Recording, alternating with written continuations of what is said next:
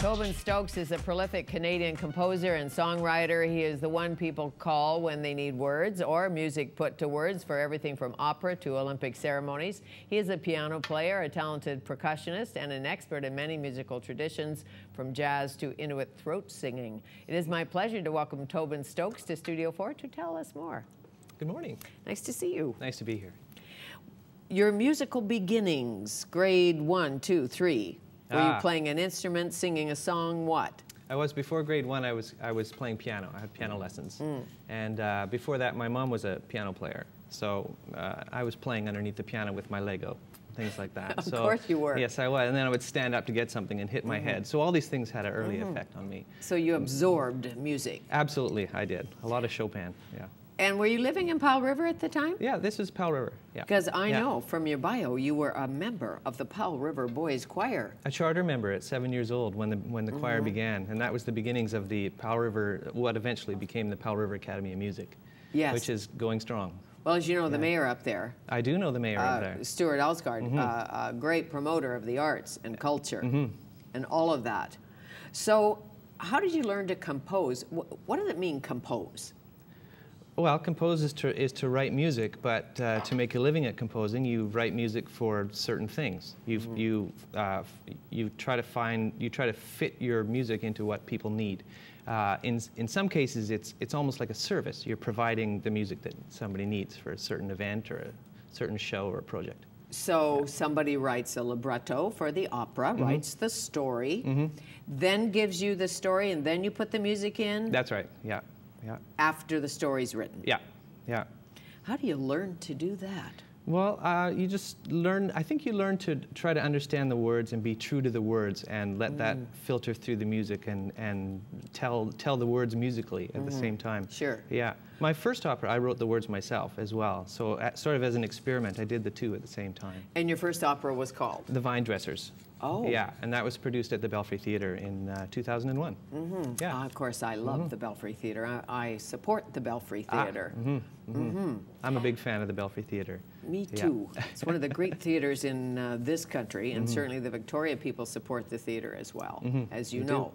So the Vine Dressers, it was about trees? No, this was about Paley Island in Lake Erie. It was set there, and the piece explored beauty, and it was based on an Aboriginal legend about a woman who was left there and grew up there, and it all takes place during the grape harvest. That's the vine dresser. I know about that. I may have seen it. With the monarch butterflies flying through. Yes. What is the beauty thing in you? Because I know that you have another story about, well, you tell me the story. Somehow you're going to do something about grizzly bears, and that fell through, so you wound up doing something about beauty. Setting music to grizzly bears, or a story about grizzly bears, and you're setting music to beauty.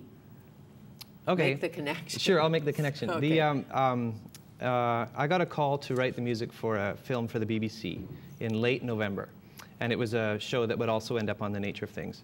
And they said, look, we're down to the wire. We have 2 weeks to do this production. Can you do this? And I said, sure, I can do this. You know, I would love to. I'm a genius. It's great. No, I didn't say that. But at the same time, I've always had this desire to record with the Moscow Symphony Orchestra. And I know the principal guest conductor very well. And you do? I do. Is he from Netherlands? He's from the Netherlands, and he also works in Powell River through the Academy of Music in Powell River. You see the connection? I do. Yeah. So he and I have been scheming to try and do something in Moscow. So I said, okay, I'm gonna drop my paintbrush, because when I got the call, I was painting my ceiling. I'm gonna sit down. I'm gonna write the score for this film, and I'm gonna get it recorded in Moscow. By the Moscow Symphony Orchestra. Symphony Orchestra. Do you have to pay the orchestra? Oh, yeah, it's lots. I would think. It's cheaper than, you know, a Canadian orchestra, but it's a lot of money. I'm sure. So it basically uses up the whole budget, which is okay, right? Because I'll end up with, you know, a score from the Moscow Symphony Orchestra, one of my dreams. Right. Right. So I was busy writing the score, and then I got a call from the producer that the executive producers were not happy with the show yet. They wanted to make a lot of changes, which means you can just throw out the music. You know, it doesn't fit the film anymore. So I had the Moscow Symphony Orchestra booked. The conductor was flying there. Everything was a go, and I had no music. So. And you were where, in Victoria? I was in Victoria, yeah, painting the ceiling again. Great. I said, well, what can I put on their stands? What can I record? And a few years ago, I had written 6 little pieces called Bits of Beauty. And for the Victoria Symphony when I was the composer in residence there. Okay. Okay. So these little things are just little 1, 2, or 3 minute pieces that explore an idea of beauty. Because what is beauty? Beauty is something different to every single person. For sure. And where in orchestral music is the most simple, most beautiful theme? How can I find it? How can I explore where it might be? And of course, the wonderful thing is you'll never find it. As soon as you get close, it gets further away. So each of these 6 pieces approached beauty from a slightly different angle.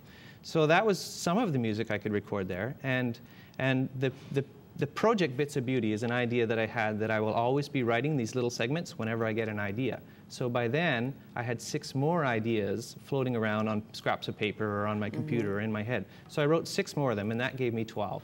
And so that's what we recorded in Moscow. I see. When you say we, you were still in Victoria. I was. Your friend, the conductor, was in Moscow with the symphony. Let's take a listen. Okay, sure. Okay. Yeah. There's a few clouds in this, I think. This one we're about to listen to and watch was produced by my friend Gordmore, who's a filmmaker in Victoria. Oh, great. Yeah. Okay.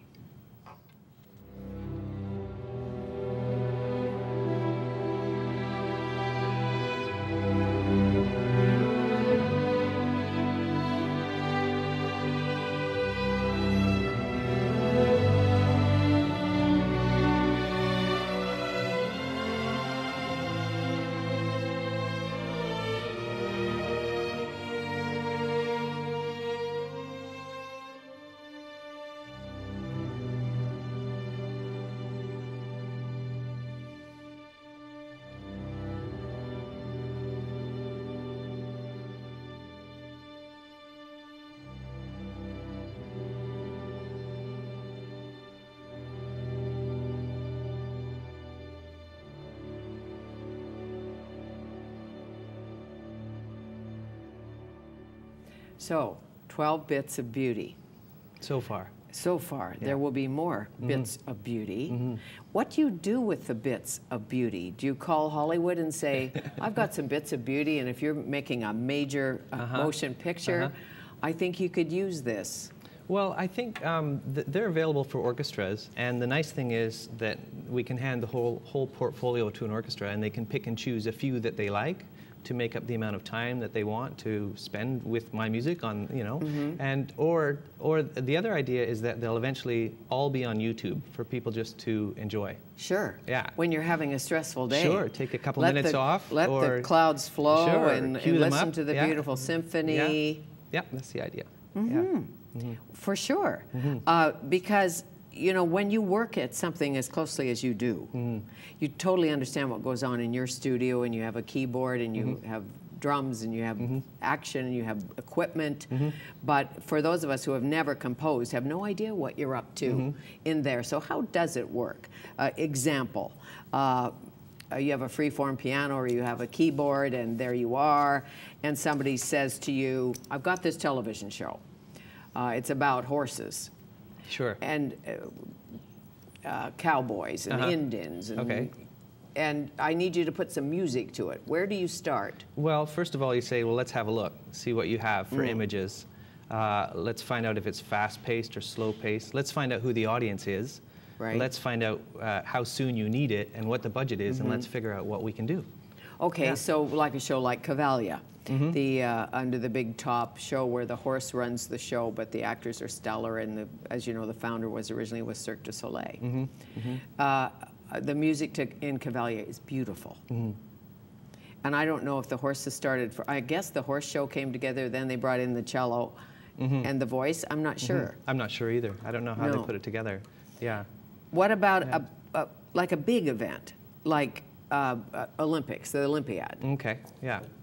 Well, in those situations, I'm hired to put something together that's the feel that they want, to, you know, ceremonial or celebrational, And then I'm handed, you know, here's 400 dancers or whatever like that.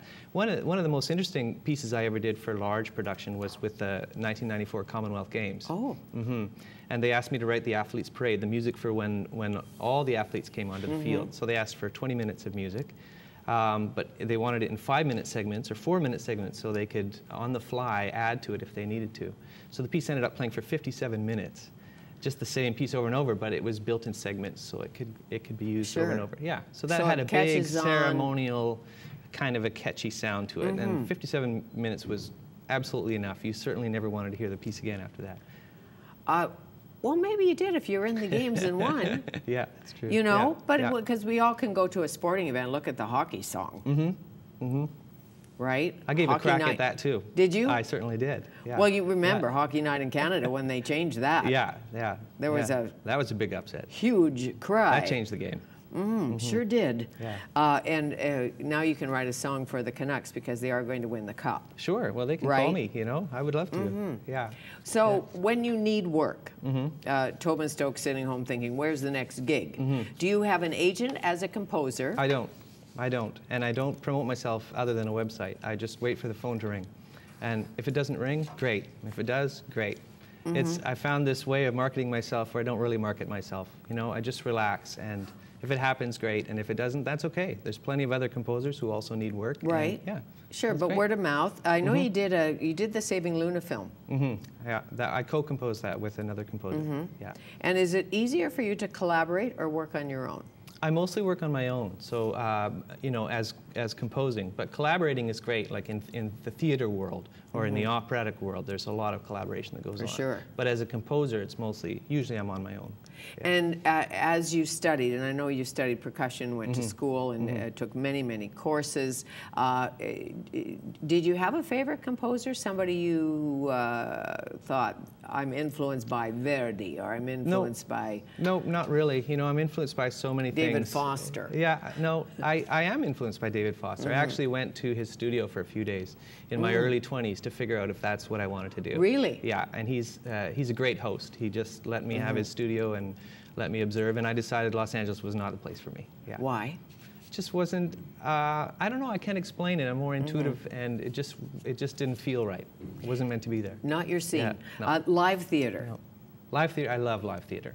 I try to do live theater once a year. I like to take on one project once a year. Yeah. Because sometimes when you're in the theater, and this is not insulting in any way, but there's music, but you don't remember there was, you know, I mean, you're watching the play. Yeah. It's not a bad thing, and it's all part of the evening. It's like film, you know, if you know you've got it right often if nobody noticed the music, you know? Well, my dad, every movie that started with big orchestra, he'd leave. Or a big orchestra in clouds, not my father's movie. My mother would say, Bill, where are you going? He said, not my movie. It was like Dr. Zhivago, not doing it. You know? Where are you going, Billy? Where are you going, Billy? Yeah. Billy was leaving the theater because he figured it wasn't his kind of movie, and Billy probably, knowing my father, went to the bar.